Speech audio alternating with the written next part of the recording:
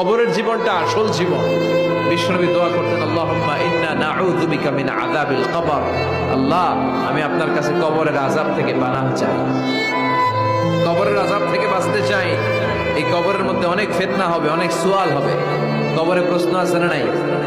কথা বলেন। প্রথম প্রশ্ন জিজ্ঞেস করা হবে, মার রব্বুক, তোমার রব কে? বলেন, আমাদের রব কে? ওমা দীনুক, তোমার ধর্ম কি? বিষ্ণুবীর চেহারা দেখিয়ে বলা হবে, তাআরিফু মান হাযা রাজুল, এই লোকটারে চিনো? আমরা কি বলবো? আমরা চিনি, উনি আমাদের প্রিয় রাসূল মুহাম্মদুর রাসূলুল্লাহ সাল্লাল্লাহু আলাইহি ওয়াসাল্লাম। এরপরে জিজ্ঞেস করা হবে, এগুলো কোত্থেকে শিখলা? আমরা বলবো কোরআন থেকে। ফায়ুফসাহু লাহু কবরুহু ৭০ যিরাআন। সুন্দর সুন্দর উত্তর করতে পারলে আপনার কবরটারে ৭০ হাত লম্বা করে দেয়া হবে। ইফতাহু লাহু বাবুন ইলাল জান্নাহ, জান্নাতের দিকে একটা দরজা লাগিয়ে